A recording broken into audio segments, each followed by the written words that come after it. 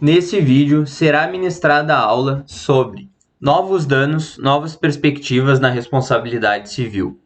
A presente aula é requisito da disciplina Docência Orientada 1, na qual estou matriculado no programa de pós-graduação em Direito da UFSM, nível mestrado, sob a supervisão da professora doutora Rosane Leal da Silva, e está sendo ministrado para a disciplina de Direito das Obrigações no terceiro semestre da graduação em Direito da UFSM. A aula será dividida em 3 momentos. Em um primeiro, conversaremos sobre a factibilidade desses novos danos dentro do estado da arte, da tradição teórica da responsabilidade civil. Posteriormente, conversaremos sobre esses novos danos em espécie, novos danos esses pensados pelas legislações, pelos doutrinadores e pela jurisprudência. E, por fim, traçaremos uma linha de possibilidades da responsabilidade civil enquanto teoria e prática frente a esses novos desafios impostos por danos emergentes. Iniciaremos traçando um paralelo sobre 2 textos diametralmente opostos, em que se discute se realmente é factível incorporar doutrinariamente, jurisprudencialmente novos danos ou não. O primeiro deles é escrito pelo Rodolfo Pamplona Filho e o segundo pelo Martin Heiberle. Começando pelo texto do Rodolfo Pamplona, ele vai trazer a metáfora da Torre de Babel para comentar esses novos danos que surgem cotidianamente. O mito da Torre de Babel narra que os babilônios, por falarem todos o mesmo idioma, a mesma língua, eles articularam a ideia de construir uma torre cujo pico tocasse os céus. Deus observou nisso tamanha arrogância que então retirou-lhes a capacidade de falar a mesma língua, e isso criou então uma dispersão, uma constelação de civilizações, cada qual com a sua língua. Então, por consequência, uma total desconexão, uma incomunicabilidade. Todos aqueles que antes conseguiam se articular entre si, já não mais conseguiam em face deste castigo, dessa penitência divina. E essa metáfora é adequada, segundo Rodolfo Pamplona Filho, porque a jurisprudência não tem um critério pacífico para aferir quais seriam esses novos danos, para a criação desses novos danos ou o reconhecimento desses novos danos. Então, há um cenário de total incomunicabilidade ou de cacofonia, uma sobreposição de sons que torna todos eles inaudíveis. E o Rodolfo Pamplona Filho vai situar essa emergência de novos danos no contexto da repersonalização do direito civil, ou seja, o patrimônio deixa de ser o epicentro da teoria civilística do direito, e então passa a ser a pessoa, o sujeito de direito, a descodificação, não mais os textos jurídicos são organizados em códigos exaustivos, fechados, mas cada vez mais em leis esparsas e principalmente microsistemas jurídicos que podem dialogar entre si e que contemplam matérias de mais de uma ordem, tanto matérias substantivas como adjetivas processuais. A publicização do direito civil, ou seja, estão borradas as linhas que antes formavam dicotomia entre direito público e privado.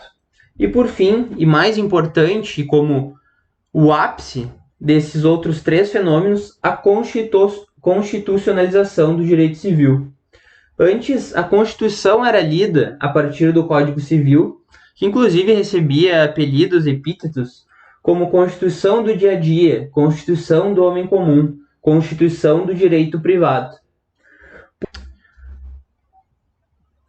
O Código Civil passa a ser lido a partir da principiologia constitucional e, por outro, a Constituição Federal ela incorpora em seu texto institutos que são muito caros ao direito civil, reconhecendo-lhes a fundamentalidade devido a ter uma longa tradição na história. Esse novíssimo Estado Constitucional de Direito, que vai reorganizar, ressistematizar, repensar o direito civil, ele tem como fundamento cultural a dignidade da pessoa humana. E abro aqui então um parênteses para comentar o que é a dignidade humana e como ela vai se entrelaçar com a responsabilidade civil. Trago então, primeiro, a concepção da jurista portuguesa Catarina Botelho, para quem a dignidade da pessoa humana é o original right to have rights, o direito original de ter direitos, de modo que todos os direitos fundamentais são consectários da dignidade humana. Para ela, a dignidade humana vai ser um padrão interpretativo que vai orientar a atividade do intérprete. E aqui, quando eu me refiro a intérprete, não me refiro apenas aos magistrados, mas a todos nós que lemos a Constituição e vemos como ela constitui o nosso dia a dia e como nós também reconstituímos, ressignificamos a Constituição. Uma sociedade aberta de intérprete da Constituição, que é uma expressão utilizada por um constitucionalista alemão, Peter Haberl. A dignidade da pessoa humana, portanto, ela não é um direito fundamental, porque ela não pode ser limitada, ela é tida como absoluta. A dignidade da pessoa humana é relacional, ela tem uma interdependência com os direitos fundamentais, justamente porque eles, apesar de serem os seus consectários lógicos, só existem a fim de concretizar a dignidade humana. Então, são nos direitos fundamentais que a dignidade humana se vê de forma mais explícita e não de forma tão abstrata. Ainda pode-se dizer que a dignidade da pessoa humana é supraconstitucional. E há um livro muito interessante que fala sobre a teoria da sobreconstitucionalidade preambular, que fala que o preâmbulo das constituições, para além de ter um caráter normativo, que é negado por alguns teóricos do direito também, ele vai servir de norte, de bússola interpretativa para todo o sistema jurídico. Por isso estaria acima, não hierarquicamente, mas no sentido de que vai guiar, de que vai iluminar toda a Constituição e tudo o que dela deriva, vai irradiá-la. Para o Pamplona, que escreve esse texto sobre a Torre de Babel de Novos Danos, a dignidade humana ela não pode ser conceituada de uma maneira fixista, pois vivemos em uma sociedade pluralista e democrática em que coexistem diversos valores. Ou seja, a dignidade da pessoa humana não pode ser dada a priori, ela deve ser aferível em concreto, deve-se visualizar o que é dignidade humana para cada sujeito de direito. O que o Rodolfo Pamplona sugere, embora não o diga, é uma reflexão metaconceitual da dignidade da pessoa humana. Nós não vamos falar o que é dignidade humana, vamos falar sobre o conceito da dignidade da pessoa humana, ou sobre como podemos caracterizar a dignidade da pessoa humana para cada um, para cada indivíduo ou coletivo. Já Lênio Streck e Francisco Mota comentam que a dignidade humana tem raízes no pensamento cristão e passa a ser secularizada, desentranhada do pensamento religioso ortodoxo ocidental a partir do Kant. Para Immanuel Kant, as pessoas são fins em si mesmas e por isso elas não poderiam ser coisificadas. As pessoas elas têm dignidade porque a dignidade é um valor intrínseco ao sujeito. E as coisas elas têm preço. E o preço é sempre um valor extrínseco que é atribuído por algo externo à coisa. Tanto é que Kant desenvolve sua teoria sobre o imperativo categórico no livro Metafísica dos Costumes, e ele fala que devemos agir segundo máximas que podem ser universalizáveis. Ou seja, devemos fazer aquilo que achamos correto ao ponto de todos reproduzirem a atitude. E que devemos fazer isso por uma razão moral autossuficiente. Uma razão moral que não seja condicionada por externalidades, senão pela autonomia da vontade do sujeito. Partindo de Immanuel Kant, Ronald Dworkin, um filósofo estadunidense que é neo-kantiano, extrai dois princípios morais do direito. O Principle of Self-Respect, respeito próprio, e o princípio da autenticidade, Principle of Authenticity. O princípio do respeito próprio significa que todas as vidas têm o mesmo peso e que se deve, portanto, respeitar a própria vida e, em função disso, respeitar a vida dos outros, que compartilham da mesma comunidade. O princípio da autenticidade, por sua vez, implica que cada indivíduo pode se filiar às convicções éticas que julgar pertinentes, ainda que aceite seguir alguma tradição ou código moral, mas isso deve ser resultado do seu próprio julgamento. Portanto, existe uma dupla dimensão na dignidade humana para Ronald Dworkin, uma dimensão ética e outra moral. E a diferença entre elas é que a ética é individual, a moral é comunitária. Ronald Dworkin se apropria da metáfora da piscina olímpica. Imaginem diversos nadadores postos lado a lado que se lançam nessa piscina e vão nadar em raias paralelas. A moral seria a raia que separa um nadador do outro. E já a ética seria o que é nadar adequadamente na sua própria raia. Portanto, o dano indenizável, pensado a partir do Dworkin, poderia ser lido como uma transgressão dessa dupla dimensão da dignidade humana, tanto a ética quanto a moral. E é possível relacionar essa dupla dimensão da dignidade humana com dois momentos do dano, o dano-evento e o dano-prejuízo. Foi a decisão 184, de 14 de julho de 1986, prolatada pela Corte Constitucional Italiana, que formulou a distinção entre dano-evento e o dano-prejuízo. É uma divisão didática, teórica, já que não há um lapso temporal entre eles, e ambos são decorrentes da mesma conduta, e havendo um nexo causal único. Dano-evento seria a lesão ao direito fundamental, que é instituído em face da dignidade da pessoa humana, ou de interesses juridicamente relevantes. E o dano-prejuízo é a consequência patrimonial ou extrapatrimonial dessa lesão ao direito fundamental oriundo da dignidade da pessoa humana. São desenvolvidas 3 teorias sobre o dano-prejuízo. As 2 primeiras aplicáveis aos danos patrimoniais e a última aplicável ao dano extrapatrimonial. A primeira teoria é a teoria da diferença. Para essa, deve-se aferir o valor da indenização comparando o valor do bem antes da lesão e depois da lesão. Para a teoria objetiva, segundo a teoria, o valor da indenização deve corresponder ao valor de mercado do bem. E para a última teoria, a da situação real concreta, deve-se proceder a uma análise casuística da lesão ao direito fundamental, avaliando as peculiaridades daquele interesse jurídico para aquele sujeito de direito. E é por isso que quando falamos em danos extrapatrimoniais, não devemos mais falar em reparação integral, mas sim em compensação integral, justamente porque é impossível realocar ao status quo algo que não possui um valor externo, algo que não é precificado, mas sim apenas compensar, na medida da extensão do dano sofrido em concreto por aquele sujeito de direito, avaliando então as condições pessoais e contextuais do dano que lhe afligiu. Poderia surgir um questionamento: e o dano presumido? Trata-se de um prejuízo que é intercompartilhado moralmente, que acaba por transcender a ética individual. Podemos aqui retomar a metáfora do Ronald Dworkin e pensar que pode um nadador ter sua raia invadida e ser empurrado, acabar ganhando um impulso para chegar ao outro lado em maior velocidade. E dessa forma não há prejuízo. Por outro lado, pode o nadador ter sua raia invadida para ser afogado. E aí fica nítido que sofreu um prejuízo e por isso ele seria presumido.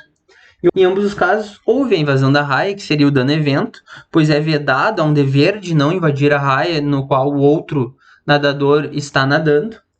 Mas apenas em um caso, aquele em que o nadador foi afogado, houve o prejuízo. Diante dessas reflexões sobre a dignidade da pessoa humana, é que percebemos que todos esses novos danos são reflexos de novos bens jurídicos que, por sua vez, são instituídos em face da necessidade de promoção da dignidade da pessoa humana. Retomando o texto do Rodolfo Pamplona Filho, ele comentará que o texto constitucional consagra apenas 3 danos autônomos: o dano material, o moral e a imagem, sendo esses últimos 2, o moral e a imagem, podendo ser alocados sob a guarida do termo extrapatrimonial. pois muitas vezes se utiliza equivocadamente o termo dano moral como uma expressão guarda-chuva para definir todos os outros danos que não necessariamente estão ferindo a moralidade, a honra objetiva do sujeito. É necessário fazer breves considerações sobre o que é o dano patrimonial e o que é o dano extrapatrimonial. O dano patrimonial é aquele traduzido em dinheiro. O dano extrapatrimonial é aquele que não tem correspondência pecuniária. Como nós vimos, na teoria kantiana, que ainda é o substrato constitucional da dignidade da pessoa humana na maioria das nações, não há na dignidade um valor atribuído externamente, mas há sim um valor intrínseco do sujeito humano. Rodolfo Pamplona Filho comenta que a dignidade da pessoa humana é multifacetada, que ela vai se revelar para cada sujeito de uma maneira diferente e que ela é afetada pelos diversos âmbitos da personalidade. Portanto, não poderia se limitar a violação da dignidade humana a um rol taxativo, números cláusulos de danos. Aqui, no entanto, Pamplona entra em contradição. Se ela é multifacetada, como ser reduzida a 3 modalidades de danos, que seriam aquelas que ele reporta previstas no texto constitucional? 2 são as preocupações do Pamplona. A primeira é com a formação de pandanos, que tudo configure dano e, portanto, ocorra um esvaziamento de sentido jurídico do que seria o dano para a teoria da responsabilidade civil. A segunda é que a teoria do dano, na seara da responsabilidade civil, seja influenciada por uma perigosa filosofia e já obsoleta, démodé, que é o nominalismo jurídico, que apenas existe aquilo a que se dá um nome, e esse nome descreveria a essência da coisa, e que, portanto, aquilo que não tem um nome não teria uma essência e não existiria. Por isso Pamplona afirma que não acha adequado esse expediente de nominar novos danos sem um critério pacífico, e ele acredita que todos esses reputados novos danos seriam também danos morais e não deveriam adquirir autonomia. Ele afirma que a situação, a conduta que ocasiona o dano, não pode ser confundida com o próprio dano. Nós podemos aqui criticar essa visão do Pamplona a partir daquele conceito que nós acabamos de ver de dano-evento e dano-prejuízo. O momento do dano-evento é justamente aquele em que a conduta afeta o direito fundamental. Também podemos tecer uma crítica a partir de um autor português chamado Castanheira Neves, que fala que não existe uma cisão entre fato e direito. Sempre se pensa o fato como uma matéria de direito e também se pensa o direito já destinado ao fato. Tanto é que, pensem vocês, não fica muito mais fácil compreender os conteúdos quando os professores dão exemplos? Isso porque o direito ele está preocupado com os fenômenos sociais. Sem os fenômenos sociais, não existiria direito. A conclusão do Pamplona é que essa prática de adjetivação irrestrita de novos danos, ela é a técnica.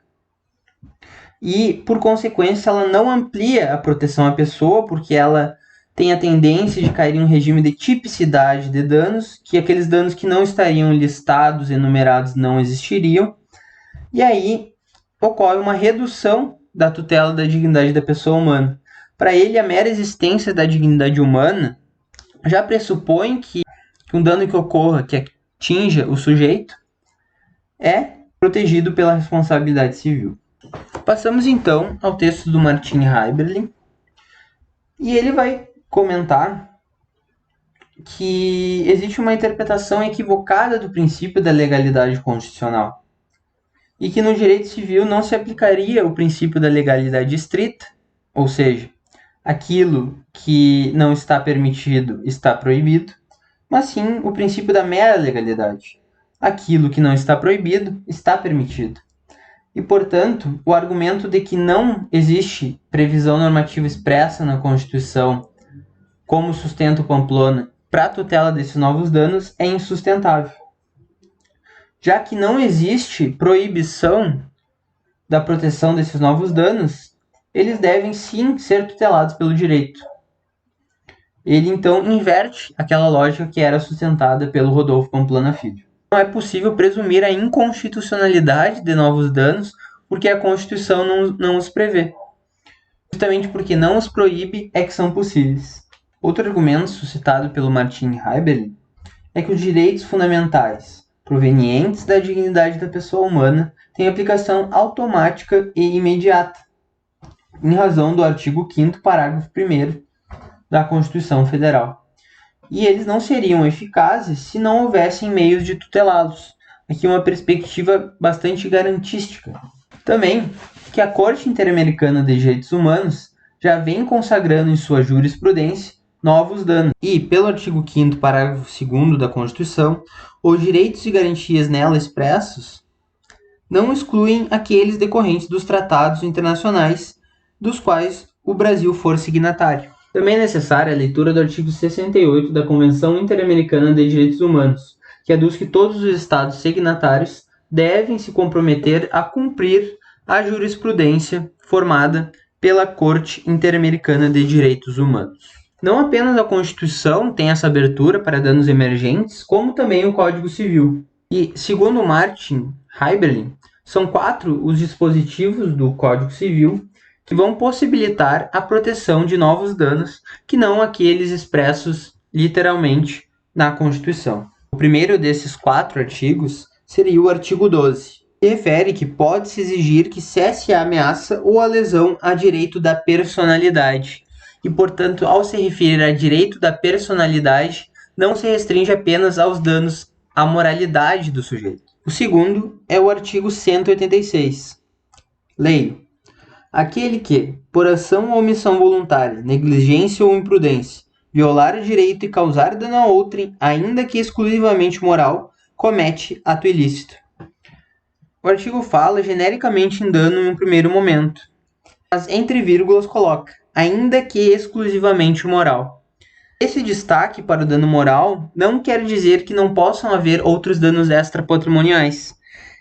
Esse destaque é dado, sim, para deixar explícita a superação, primeiro, da irreparabilidade do dano moral e, segundo, da reparabilidade do dano moral apenas como quando for reflexo de um dano patrimonial.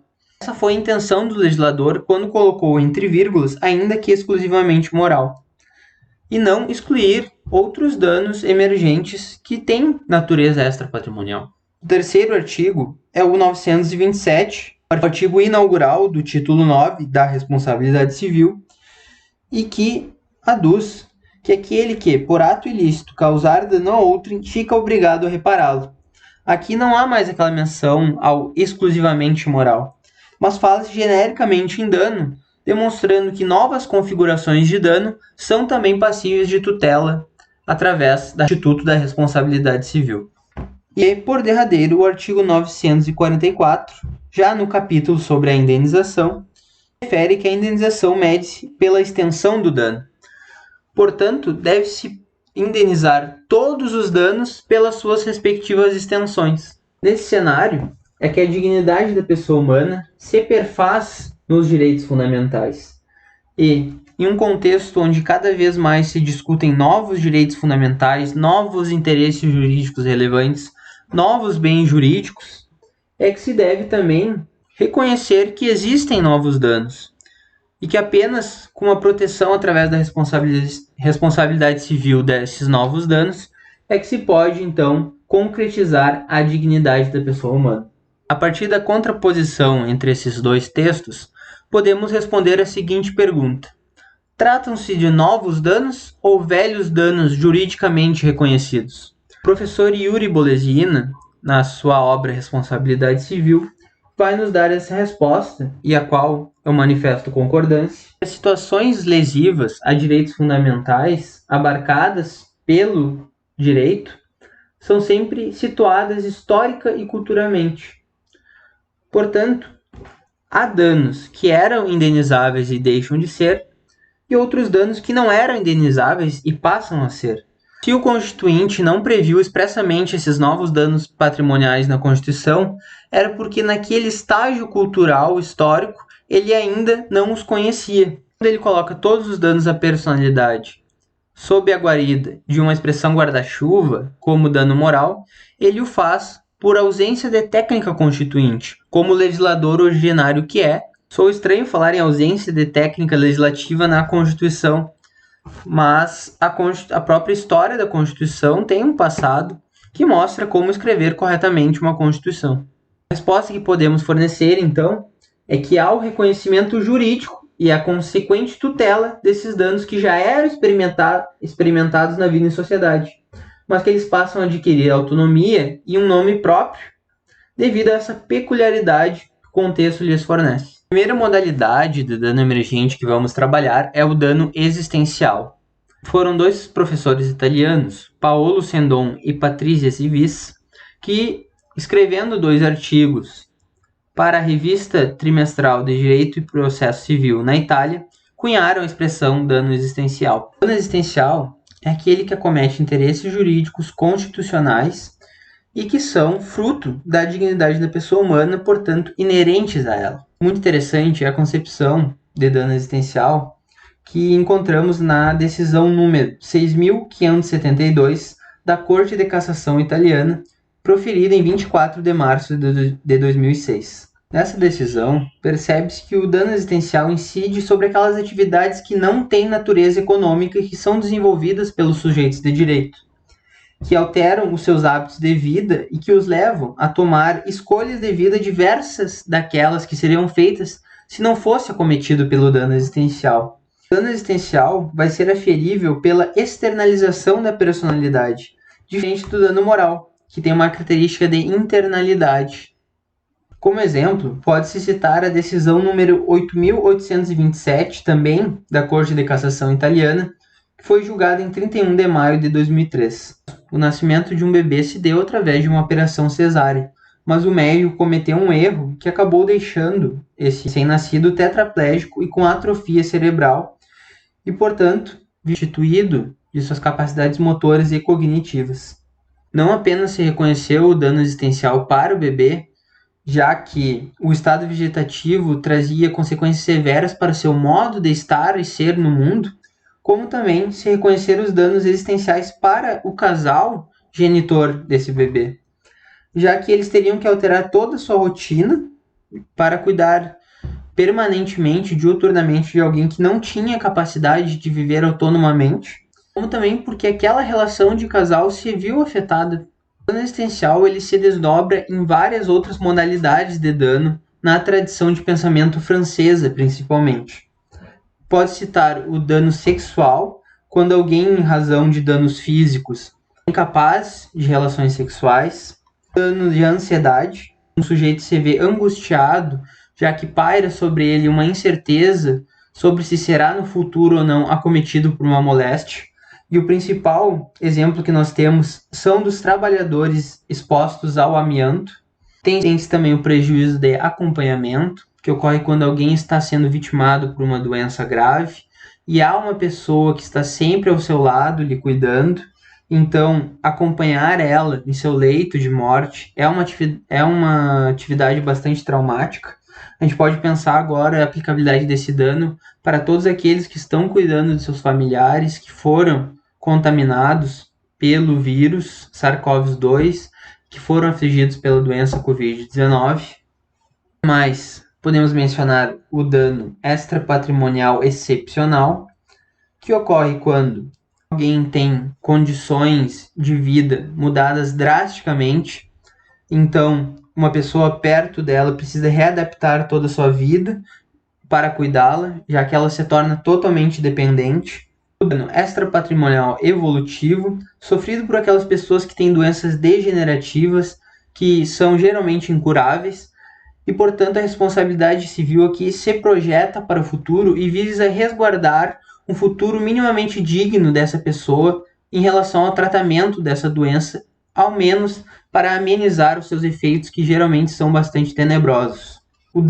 O dano ao projeto de vida, que ocorre quando um sujeito necessita desviar do seu planejamento de vida e não consegue concretizar as suas aspirações, torná-las realizações. Nesse sentido, podemos pensar na tragédia que acometeu os jovens da base do Flamengo, que residiam no Ninho do Urubu e que, portanto, não conseguiram ascender à categoria de jogadores profissionais de futebol, seja porque foram vitimados por um trauma, seja porque faleceram, seja porque sofreram lesões físicas que diminuíram a sua desenvoltura futebolística. Também podemos aqui pensar a aplicabilidade do dano ao projeto de vida para as vítimas da tragédia da Boate Kiss, que vitimou 242 pessoas, grande parte dessas jovens universitários que tinham toda uma vida pela frente. Na Corte Interamericana de Direitos Humanos, o dano ao projeto de vida surge, no caso Maria Helena Loaiza Tamayo versus Peru. Maria Helena Tamayo foi presa pela Divisão Nacional contra o Terrorismo do Peru por estar supostamente vinculada a um grupo chamado Sendero Luminoso, dissidência do Partido Comunista do Peru, com inspiração maoísta no governante chinês Mao Tse-tung, em um período em que havia uma perseguição bastante intensa e impetuosa aos adeptos da ideologia política comunista. Ela foi presa, permaneceu incomunicável durante 10 dias e foi submetida a torturas com a finalidade de extrair uma verdade que nem se sabia que ela detinha, uma verdade, portanto, fabricada, que se adequasse àquilo que o torturador gostaria justamente de ouvir para ratificar as suas hipóteses. Existe um professor italiano, Franco Cordeiro, que se debruçou sobre a questão do inquisitorialismo no processo penal, que vai chamar isso de psicoscopia, quando o investigador adentra ao campo psíquico do investigado. Maria Helena Tamayo foi absolvida na esfera penal, mas posteriormente em um tribunal de exceção foi condenada a 20 anos de prisão, sem conhecer o rosto dos seus julgadores e também sem a possibilidade de fazer uso de impetrar habeas corpus. É bastante factível, então, a aplicação desse dano ao projeto de vida aos casos de erro judicial na esfera penal, quando alguém é condenado à privação de liberdade injustamente, quando não foi o autor do crime que culminou em sua prisão, e também nas prisões derivadas de perseguição política que são próprias dos períodos totalitários, podendo esse dano ao projeto de vida ser estendido tanto àquela que foi a vítima sobrevivente dessa perseguição política, quanto aos familiares dessa vítima. Nesse caso, a Corte Interamericana de Direitos Humanos não condenou o Estado responsável pelas torturas ao pagamento de indenização, ainda que tenha reconhecido a existência do dano ao projeto de vida. Isso gerou contundentes críticas à Corte Interamericana de Direitos Humanos. Ela não condenou a indenização, o Estado, sob o argumento de que não havia um precedente a sustentar essa condenação. Mas ela mesma perdeu a possibilidade ali de fixar um precedente que poderia ser mencionado em decisões futuras, já que com certeza chegariam à Corte Interamericana de Direitos Humanos outros casos de desídia do Estado de dar uma resposta às vítimas da ditadura ou aos seus familiares pelas atrocidades cometidas nesses períodos.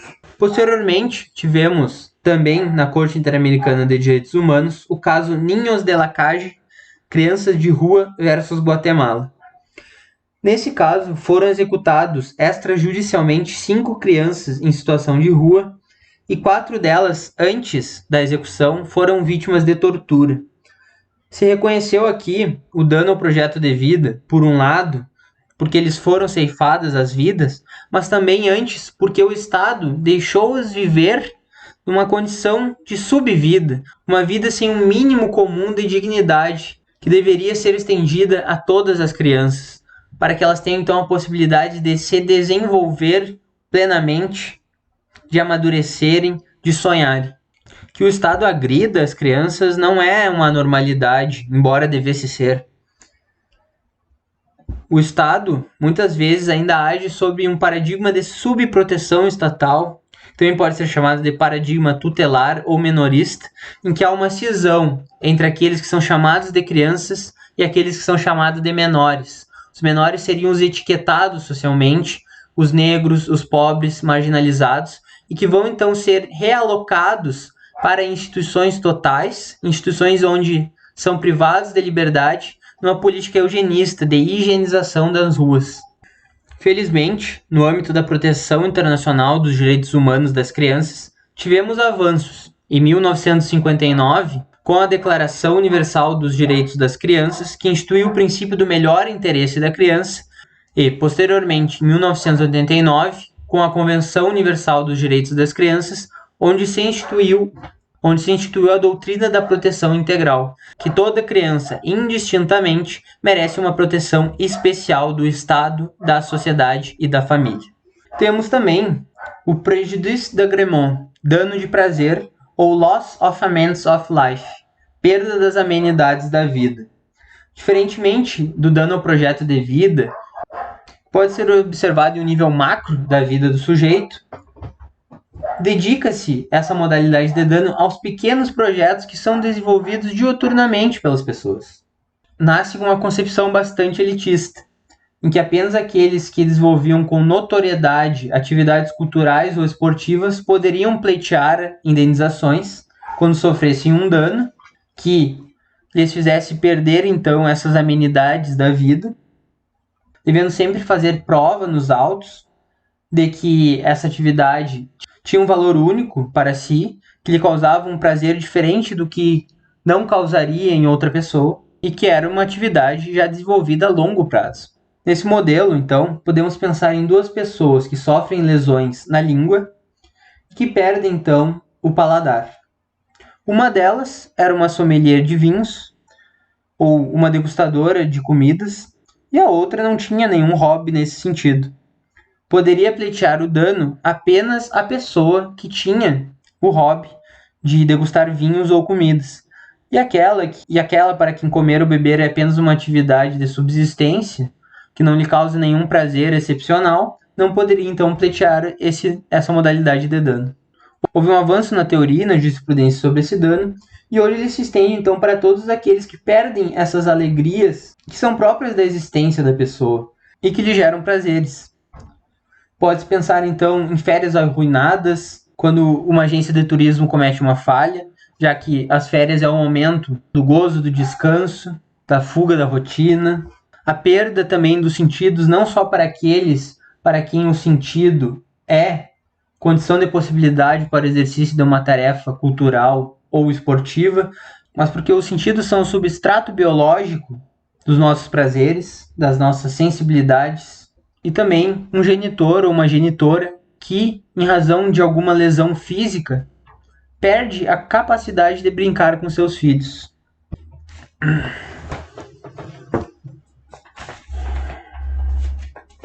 Passamos então ao dano biológico. O dano biológico se refere às lesões psicofísicas sofridas pelo indivíduo, aos danos à sua saúde que o impede de desenvolver plenamente a sua personalidade.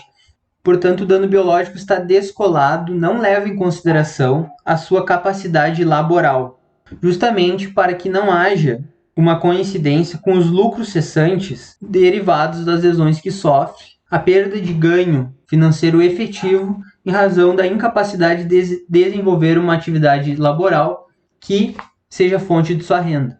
O dano biológico deve sempre ser aferido por um perito médico após a consolidação da lesão. Consolidação da lesão quer dizer que essa se encontra estabilizada, que já foram empregados todos os meios terapêuticos e não houve a sua cura, mas que também ela não pode se agravar, adquirindo o sujeito uma característica permanente que não detinha antes. Para compreendermos o dano biológico, é preciso antes que eu conte uma historinha. Na Itália, tem 2 artigos que regulam a questão do dano na responsabilidade civil. O artigo 2043 do Código Civil Italiano, que se destina aos danos patrimoniais, e o artigo 2059, que se destina à tutela dos danos extrapatrimoniais. No entanto, durante muito tempo na Itália, os danos extrapatrimoniais estavam sob um regime de tipicidade. Só os danos decorrentes de ilícitos previstos na legislação penal podiam ser objeto de reparação. Na década de 70, então, dois magistrados de Genova, Monetti e Pellegrino, iniciaram uma reinterpretação da responsabilidade civil italiana e perceberam que, para além da tipicidade baseada na legislação penal, deveria-se ter uma proteção com suporte nos direitos constitucionalmente previstos. Então, quando houvesse um direito consubstanciado na Constituição, dele poderia se extrair um dano passível de gerar a responsabilidade civil. A decisão 184, de 14 de julho de 1986, da Corte Constitucional Italiana, que já referimos antes como o marco da divisão do dano em dois momentos, dano-evento e dano-prejuízo, foi onde também se percebeu que a violação do direito à saúde, previsto no artigo 32 da Constituição Italiana, geraria a responsabilidade civil pelo dano biológico. No entanto, nessa decisão, fundamentou-se a existência do dano através do artigo 2043 do Código Civil Italiano, que regulava os danos patrimoniais, o que foi muito criticado porque isso implicaria uma redução da saúde a um bem patrimonial. Ocorreria uma precificação da saúde. Em 2003, a Corte de Cassação italiana, que a grosso modo seria equivalente ao Superior Tribunal de Justiça brasileiro, nas decisões número 8.827 e 8.828, e a Corte Constitucional Italiana, na decisão número 233, passaram a fundamentar o dano biológico a partir do artigo 2059 do Código Civil Italiano, que tutelava os direitos extrapatrimoniais, portanto, afastando o regime de tipicidade que outrora vigorava no sistema de responsabilidade civil italiano. No Brasil, também há um suporte constitucional para o direito fundamental à saúde, que seriam os artigos 6º, combinado com o artigo 196. Portanto, seguindo a mesma lógica da jurisprudência italiana, seria possível também a aplicação do dano biológico pelo Poder Judiciário brasileiro, uma vez que a violação a direitos fundamentais previstos na Constituição e consectários da dignidade da pessoa humana, reflexos da dignidade da pessoa humana, ensejam a responsabilidade civil. O interessante da indenização relativa ao dano biológico é que ela tem o mesmo valor para todos os que sofrem o dano biológico. E os únicos fatores de individualização são a idade e a gravidade da incapacidade temporária ou permanente que acomete o sujeito.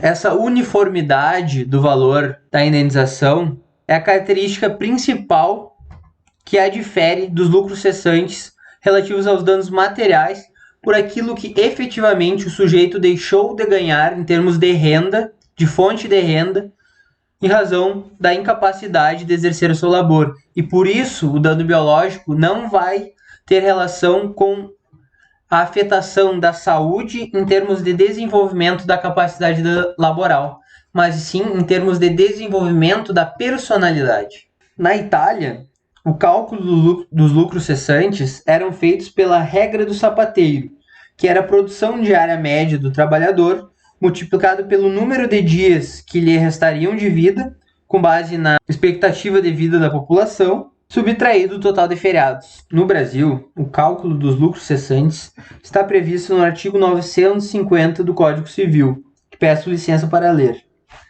Se da ofensa resultar defeito, pelo qual o ofendido não possa exercer o seu ofício ou profissão, ou se lhe diminua a capacidade de trabalho, a indenização, além das despesas do tratamento e lucros cessantes até o fim da convalescença, incluirá a pensão correspondente à importância do trabalho para que se inabilitou, ou da depreciação que ele sofreu. Portanto, o cálculo para os lucros cessantes vai variar se a pessoa tinha uma renda fixa ou se tinha uma renda flutuante.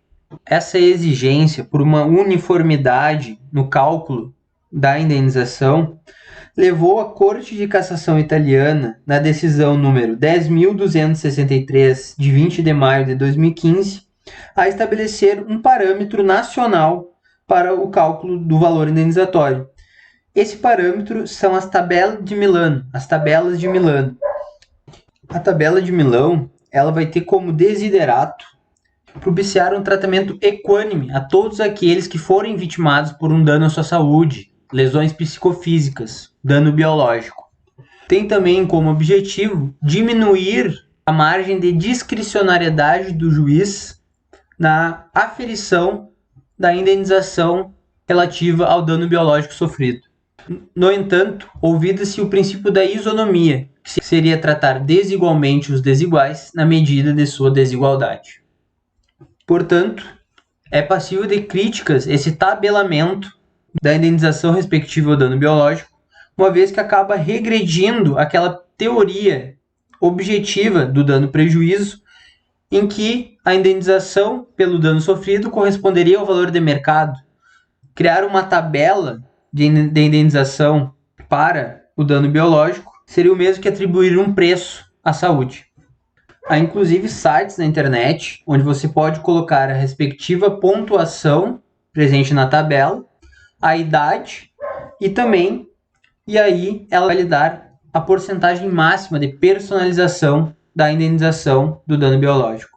Atualmente, portanto, pode o juiz levar em consideração as características subjetivas daquele que foi vitimado pelo dano biológico, mas existe sim uma porcentagem máxima de majoração da indenização respectiva a esse dano sofrido. A tabela de Milão é atualizada anualmente, e na versão de 2018, por exemplo, o máximo de majoração que poderia se ter em relação à personalização da indenização era 50%. Caso não hajam condições subjetivas a ensejar uma majoração da indenização, tem-se então o mero cálculo entre a gravidade da lesão, a qual vai ser atribuída uma correlata pontuação na tabela. Quanto maior a pontuação, maior o valor da indenização, porque maior a gravidade daquela lesão. Lesões com amputação da coxa, por exemplo, principalmente da coxa dominante, ou seja, aquela coxa que é o membro mais forte, mais ágil do sujeito, tem uma indenização bastante elevada. E a idade, quanto maior a idade, maior também o valor da indenização. Na sequência, temos o dano pelo desvio produtivo do consumidor. Essa modalidade de dano foi teorizada por um brasileiro chamado Marcos de Saune, em sua obra Desvio Produtivo do Consumidor. Marcos de Saune vai se apropriar de dois conceitos de um sociólogo italiano, Domenico De Masi. O primeiro é o conceito de tempo livre. O tempo livre é aquele onde nós empreendemos as pequenas realizações da vida, os pequenos prazeres, e que muitas vezes, por integrar a nossa rotina, são subestimadas. Mas quando nós ficamos sem elas, percebemos que ela tem um valor muito especial. O segundo conceito é o de ócio criativo, o momento em que não nos destinamos às atividades laborais, mas à contemplação dessas pequenas coisas que estão presentes no nosso tempo livre. Então nós produzimos alguma coisa de prazerosa, de intelectual, que nos dá gosto, e não apenas uma produção para subsistência ou uma produção para comercializar. Marcos de Saune também cita um outro pensador, Bodil Johnson, que fala que o tempo é o nosso verdadeiro capital, pois ele é o bem maior e mais valioso. A partir dessas excepções, o Marcos de Saune vai falar que o tempo é um recurso produtivo dos sujeitos de direito, junto com as competências, que são o know-how, o saber fazer do sujeito. Os recursos naturais vulneráveis, que são aqueles presentes na natureza sem a interferência humana, que foram produzidos, portanto, não pela ação antrópica, mas já estavam localizados no meio ambiente quando o ser humano passou a sujeitá-lo. Recurso cognitivo abstrativo, que é a liberdade de consciência do sujeito. Os recursos vitais vulneráveis. Os recursos vitais vulneráveis, que é o equilíbrio psicológico e corpóreo do ser humano. Os recursos materiais limitados, que é tudo aquilo que o ser humano fabrica e o seu crédito.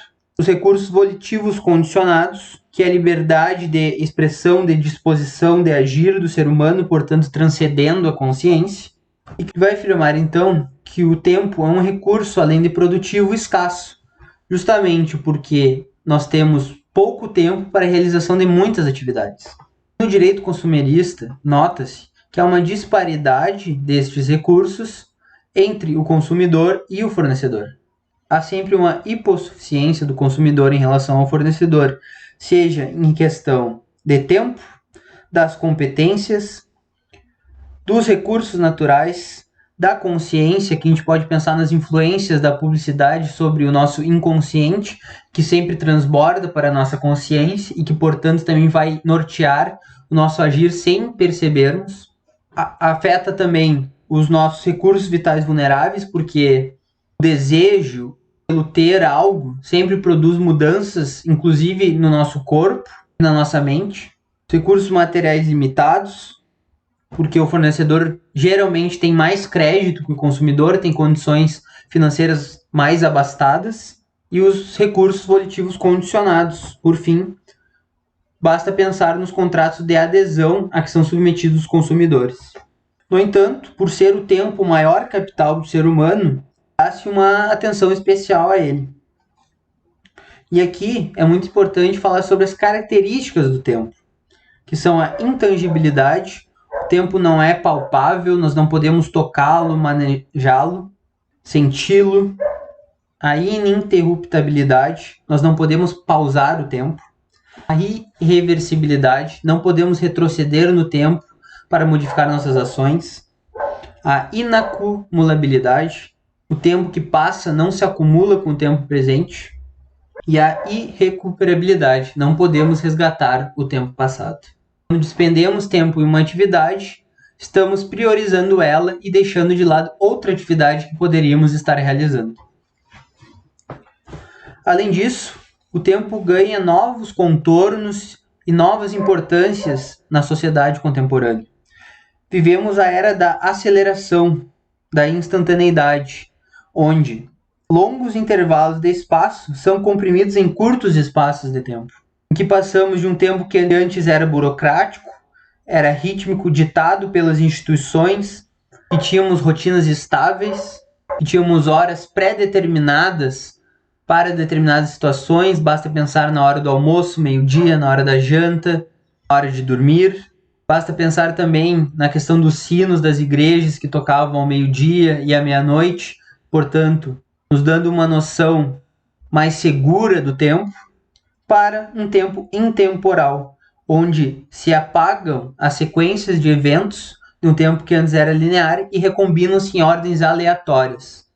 Diante dessa importância sociológica do tempo, e voltando àquela questão de que a preocupação do direito é com os fenômenos sociais, é que se pode perguntar: o tempo é um direito constitucional implícito que pode ser subsumido, implicitamente extraído de outras disposições constitucionais, ou mesmo se ele detém uma característica sobreconstitucional, como a dignidade da pessoa humana, ou se a ausência de previsão constitucional literal do tempo levaria a uma impossibilidade de tutelá-lo através da responsabilidade civil. Para o Marcos de Saulnes, a segunda opção é a mais adequada. Não havendo disposição textual na Constituição sobre o tempo, a perda do tempo útil pelo consumidor não seria passível de proteção através da responsabilidade civil. Por isso que ele propõe que seja inserida, através de emenda constitucional, um novo dispositivo na Constituição Federal Brasileira, que teria a seguinte redação: o tempo de que cada indivíduo dispõe na vida, caracterizado pela escassez, inacumulabilidade e irrecuperabilidade, é recurso produtivo primordial e inviolável da pessoa, assegurando-se a ela o direito à indenização do dano de desvio produtivo decorrente da lesão desse seu tempo pessoal. Podemos ilustrar esse dano a partir da compra de um produto ou contratação de um serviço que não dispõe das qualidades que deveria ter e que exige que o consumidor, então, tome satisfações com a fornecedora do produto ou do serviço. E quando o faz, a fornecedora não lhe dá a devida atenção, age com desídia, com descaso, força a despender esse tempo que ele poderia estar empregando em outra atividade em tentar solucionar um problema que nem deveria existir se ela tivesse mais consideração com os seus consumidores. Pode-se pensar também nas intermináveis filas dos bancos, na espera para receber um atendimento hospitalar ou ambulatorial, na espera em linhas telefônicas para cancelamentos de serviços, quando se liga para um saque, serviço de atendimento ao cliente, a necessidade de ajuizar uma ação para requisitar um estorno que era evidente que deveria ser feito, porque foi uma cobrança indevida feita à margem, à revelia da lei, principalmente sabendo que o acesso à justiça, que deveria ser multiportas, permitir a entrada ao Poder Judiciário, permitir um trânsito rápido do processo e uma saída com uma resposta satisfatória, no Brasil se revela uma justiça bastante inefetiva e bastante vagarosa. Um atraso injustificável de um voo, que faça então a pessoa perder um compromisso, e aqui dependendo do compromisso, poderia se falar também na perda de uma chance, que foi trabalhada já pela professora Rosane. Esse dano, pelo desvio do tempo útil do consumidor, é um dano moral in re ipsa, que se extrai da própria coisa, presumido. O próprio fato de despender tempo, que lhe é muito caro, e uma atividade que está fazendo com que deprecie outras atividades mais interessantes e produtivas, por despreocupação do fornecedor, já importa que haja o dano-prejuízo somado a esse dano-evento. Pode-se encontrar na doutrina também outras modalidades não tão frequentes na jurisprudência de danos. Faço alusão ao nervous shock, também chamado de psychiatric injury, que ocorre quando alguém sofre um choque nervoso por ter se encontrado em uma iminente situação de perigo que ameaçasse a sua integridade, ou presenciado alguém que lhe é caro vivenciando essa situação de ameaça à integridade, então desenvolve complexo traumático. A situação de perigo, obviamente, para caracterizar a responsabilidade civil, deve ter sido desencadeada por um terceiro, que seria o responsável pelo acometimento do dano. É necessário que se faça a prova, através de perícia médica, da persistência desse trauma. Que quando o trauma atinge o terceiro, que viu alguém que lhe é caro passar por essa situação, tem-se um dano ricochete ou reflexo, que também já foi trabalhado no vídeo da professora Rosane sobre as características gerais do dano e os danos mais recorrentes na jurisprudência brasileira. E é necessário para a caracterização do trauma por um médico que a pessoa não seja hipersensível. Temos também o prenatal injury, quando o nascituro, aquele que ainda está no útero da mãe, vai sofrer um dano, como resultado de uma lesão sofrida pela própria mãe. Há um caso no Bundesgerichtshof, BGH, que é o Tribunal Federal de Justiça alemão, equiparável, a grosso modo, ao Superior Tribunal de Justiça brasileiro, a última instância para apreciação da legislação infraconstitucional, a última instância de apelação antes de chegar à Corte Constitucional Alemã, em que uma mulher esteve hospitalizada, ela estava grávida, e ela teve que submeter a uma transfusão de sangue. Quando foi feito o teste no doador, não havia sido detectada nenhuma doença que o impedisse de doar o seu sangue. No entanto, esse doador teve o seu sangue testado em outra oportunidade e viu-se que ele havia sido contaminado por sífilis. Então, o hospital responsável pela transfusão decidiu examinar todos os pacientes que haviam recebido o sangue deste indivíduo contaminado pela sífilis.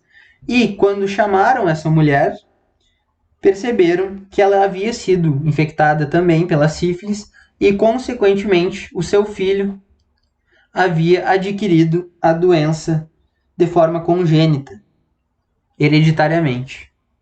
O wrongful conception or pregnancy, concepção indevida ou indesejada, está relacionada a situações em que há uma falha do método contraceptivo ou uma falha médica ou laboratorial nos países em que é permitido o aborto e, como consequência, nasce uma criança saudável, mas essa criança não estava dentro do planejamento familiar daquele casal e, sobretudo, aqui não estava no horizonte da autodeterminação da reprodutibilidade feminina, pensando já numa perspectiva feminista do direito, e que já não se observa a gravidez como uma bênção, ainda sob uma piegas visão cristã, que a gravidez de um filho indesejado pode gerar uma ruptura de todo o projeto de vida da mulher, especialmente numa sociedade patriarcal.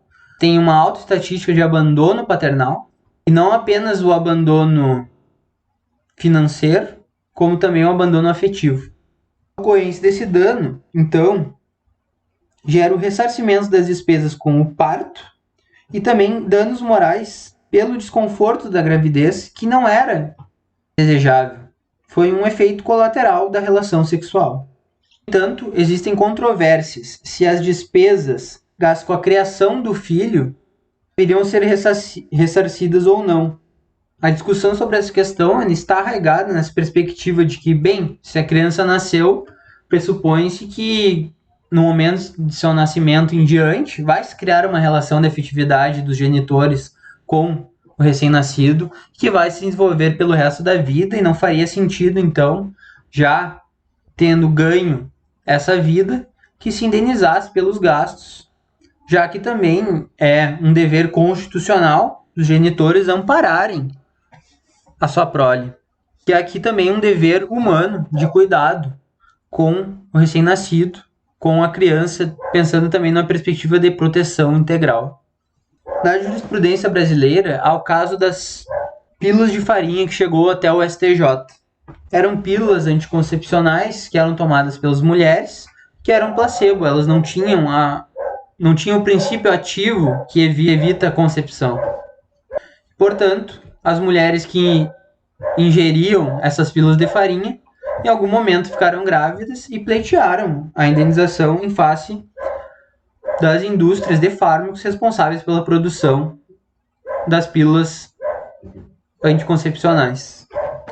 Tem-se também o mobbing, bullying e stalking, que não são danos autônomos, mas são condutas ilícitas que podem gerar danos extrapatrimoniais. O mobbing ocorre quando um grupo de pessoas no ambiente de trabalho, de forma organizada, sistemática, com ou sem a ciência dos superiores hierárquicos, ofendem um colega. O bullying ocorre aos mesmos moldes que o mobbing, todavia no ambiente escolar.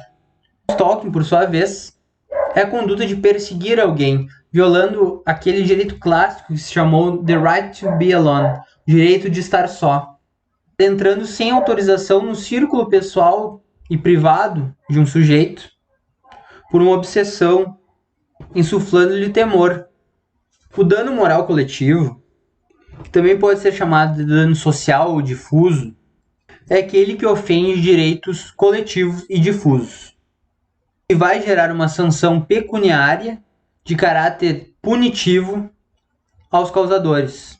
Para entender o dano moral coletivo, é preciso diferenciar os direitos individuais homogêneos, os direitos coletivos e os direitos difusos.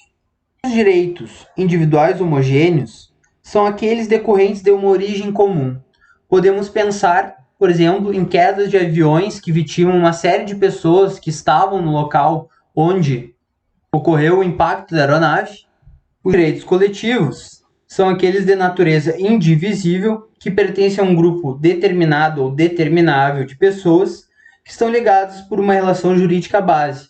Por exemplo, signatários de um plano de saúde que querem contestar uma cláusula abusiva.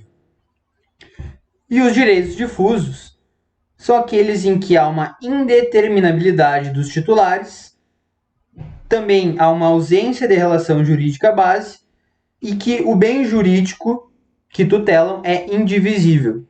Por exemplo, o direito ao meio ambiente sadio e ecologicamente equilibrado. Portanto, para a tutela dos danos causados aos direitos individuais homogêneos, tem-se as ações coletivas, inspiradas nas Class Action Damages estadunidenses. Essas ações, em sede de cognição processual, se reconhecerá o dano causado, essa série de pessoas cuja origem do dano é comum, para depois, em sede de liquidação, ocorrer a aferição individual da indenização conforme a extensão do dano para cada um. Os destinatários do valor da indenização, portanto, são aquelas vítimas diretas. Já quando se tem um dano moral coletivo, social ou difuso, o valor da indenização é revertido para fundos nacionais ou estaduais, que têm como desiderato justamente evitar, reprimir condutas que causam violações de direitos coletivos e difusos. Ação processual também, para se obter um provimento jurisdicional que condene a responsabilidade da ocorrência de danos morais, coletivos, sociais e difusos, é ação civil pública. É necessário fazer uma observação bastante interessante, que a violação do direito individual pode, em alguns casos, acarretar danos morais, coletivos, sociais ou difusos.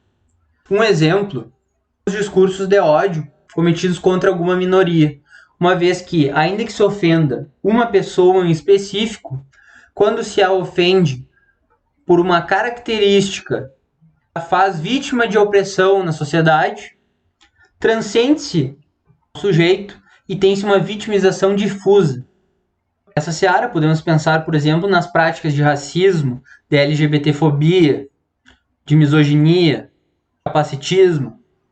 O dano moral coletivo, social ou difuso, assim como o dano pelo desvio do tempo útil do consumidor, é um dano in re ipsa, que está presumido na própria ocorrência do fato.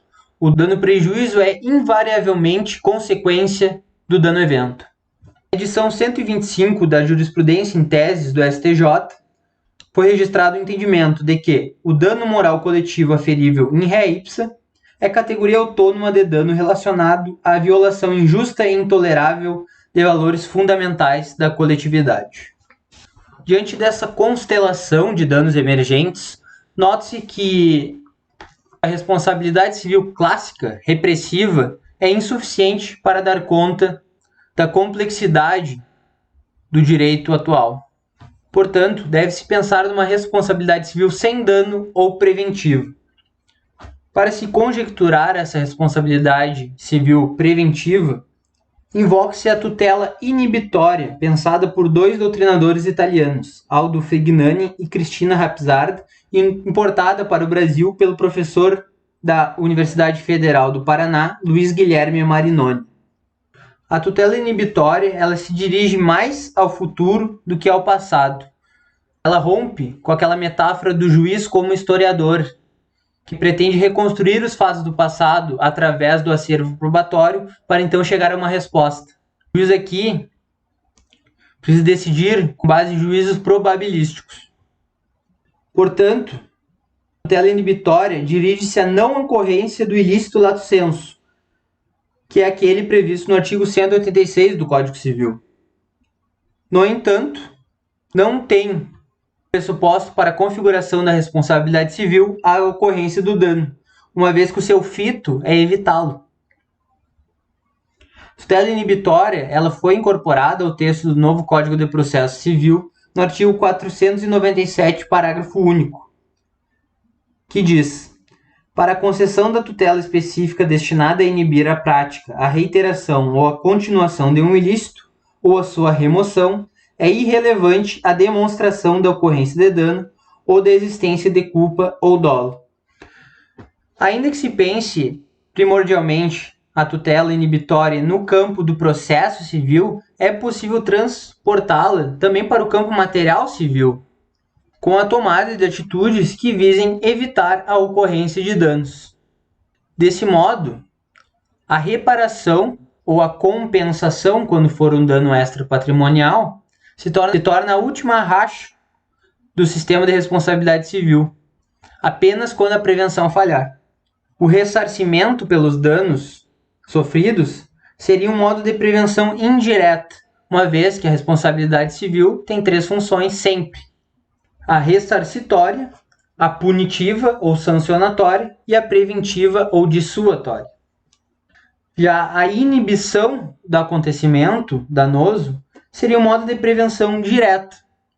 Desse modo, pode-se fracionar o acontecimento de um dano em três momentos: quando ele é provável, aplicando-se então a tutela inibitória; quando ele ocorreu e se prolonga no tempo, devendo ocorrer então a cessação ou remoção do ilícito, mesclando-se a tutela ressarcitória por aquilo que já ocorreu e a inibitória para que pare de ocorrer; E quando o ilícito já houver sido finalizado, aí a ressarcitória e a prevenção irá se dirigir apenas para a não reiteração daquele evento danoso.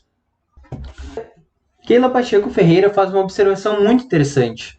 Ela visualiza no artigo 12 do Código Civil uma cláusula geral de responsabilidade civil preventiva.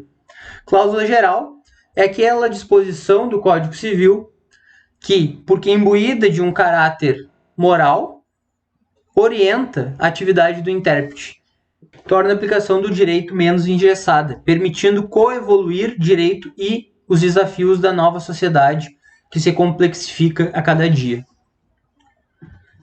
O artigo 12, ele diz: pode-se exigir que cesse a ameaça ou a lesão a direito da personalidade e reclamar perdas e danos sem prejuízo de outras sanções previstas em lei. A palavra-chave aqui é cessar a ameaça, que dá a noção de prevenção direta, de inibição de um dano que ainda é em potencial, que precisa de uma outra atitude para vir a se concretizar e causar, então, prejuízos à vítima. E, inocorrendo, então, a cessação da ameaça, poder-se-ia reclamar perdas e danos. Na responsabilidade civil preventiva, também deve-se pensar nos princípios da prevenção e precaução. No princípio da prevenção, deve-se obstar um dano de risco concreto, um risco calculável, em que se não for tomada uma atitude ou se for tomada uma decisão errada, esse dano irá se concretizar. É um risco que possui respaldo científico. A ciência tem uma previsibilidade sobre a ocorrência desse dano. Já no princípio da precaução, tem-se uma proteção ex ante, prospectiva e estimativa. Não há formulações científicas conclusivas sobre o vir a acontecer desse dano, mas deve-se desde já tomar medidas que impeçam esse hipotético dano de se concretizar. Portanto, aqui o perigo é mais abstrato. O Gabriel Vedi, ele traça uma linha temporal desses dois princípios. Existe, então, um acontecimento desencadeado por ação ou omissão, que vai se ligar, nexo causal, a um dano hipotético, um dano que ainda não ocorreu, mas que pode ocorrer. Então, aplica-se o princípio da precaução, primeiramente, quando ainda não há formulações científicas conclusivas sobre a efetiva possibilidade de concretização do dano, e a partir do momento em que esse perigo abstrato se torna um risco concreto, em que não mais é necessário apenas tomar medidas que visem impedi-lo, mas tomar medidas para frear o seu avanço rumo ao dano, passe ao princípio da prevenção. Essa linha do tempo, o Gabriel Vedi nomeou de reta causal. Nesse contexto, é importante refletir também sobre a pertinência dos punitive damages. Será que é adequado penalizarmos o direito civil, possibilitar uma contaminação das teorias do direito penal aos institutos do direito civil? Sobretudo em um momento em que deveríamos minimizar ou, quiçá, abolir o direito penal, justamente porque ele não dá conta das situações, problemas que emergem no seio social? Creio que não deveríamos expandir o direito penal ao ponto dele contaminar a esfera civil. Ademais, há questões de ordem técnica, dogmática, que também são fruto dos punitive damages, como a questão do bis in idem. Se a pessoa sofre, pelo mesmo ato ilícito, uma sanção pecuniária na esfera penal, deveria ela também ser obrigada ao pagamento de uma sanção pecuniária na esfera civil, ainda que haja uma independência das esferas civil e penal? Como pensar também a responsabilidade civil pelo fato de terceiro, sendo que é um princípio constitucional a pessoalidade da pena, e se pensarmos a indenização como pena, como atribuí-la a alguém que não foi o causador do dano, não foi o autor, mas sim que é responsável por uma ficção legal pela indenização? Nessa perspectiva também, há um grande perigo de se recair naquilo que eu chamo de responsabilidade civil atuarial. Atuária é uma ciência do cálculo dos riscos. E isso levaria então a uma contabilidade dos danos, em que se cometeriam danos, sabendo-se que indenizar depois pela sua ocorrência seria mais rentável do que deixar de praticar o ato ilícito. É interessante do ponto de vista da análise econômica do direito, porque permite internalizar aquilo que era tratado como externalidade, como efeito colateral, por exemplo, da atividade econômica. Mas isso reforça o utilitarismo da responsabilidade civil e a redução à reparação através de um valor pecuniário, quase que regredindo ao ponto em que havia um viés patrimonial sobre todos os bens jurídicos, mesmo sobre aqueles que hoje são tratados como extrapatrimoniais, porque são decorrentes do princípio da dignidade da pessoa humana. Por isso, é mais interessante nós pensarmos em outras formas de compensação dos danos, com obrigações de fazer ou não fazer, regidas por uma lógica inibitória preventiva de uma responsabilidade civil em que tente evitar o dano ao invés de aguardar pela sua configuração.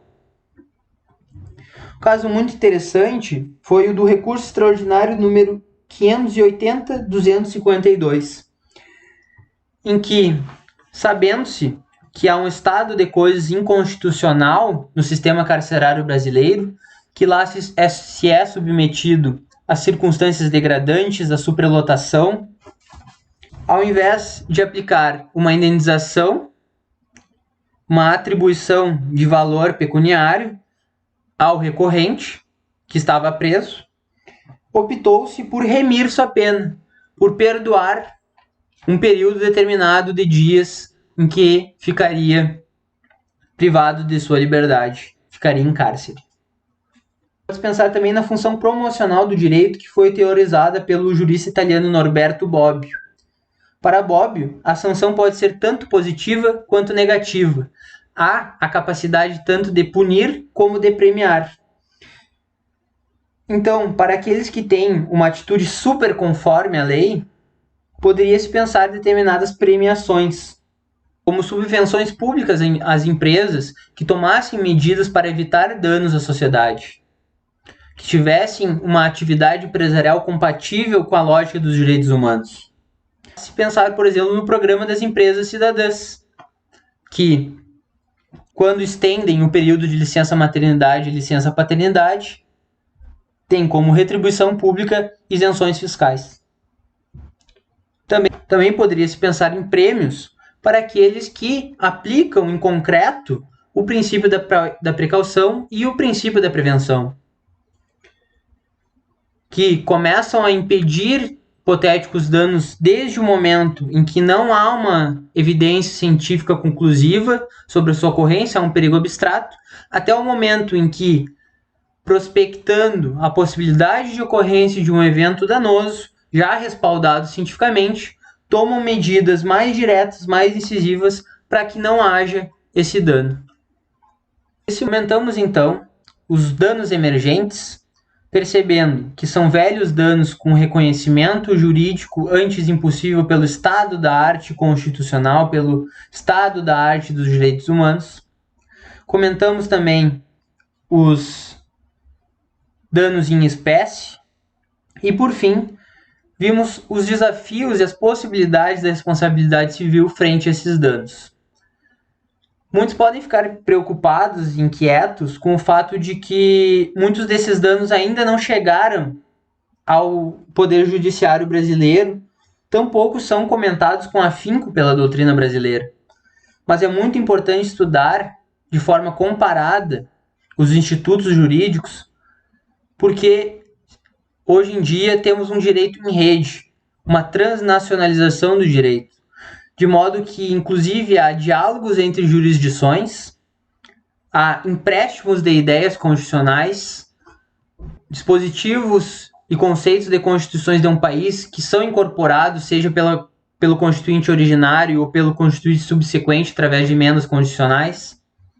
E o Brasil, juridicamente, é marcado por uma modernidade tardia e por uma tradição em importar conceitos europeus, ainda numa perspectiva de colonização do conhecimento.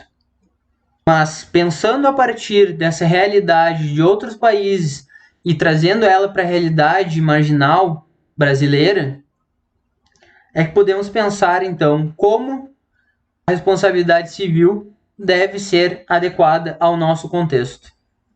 Nesse último slide estão presentes as referências utilizadas para a preparação dessa aula e coloquei um destaque, um asterisco, naquelas que julgo mais interessantes para a leitura, para que vocês possam se aprofundar nesses novos danos.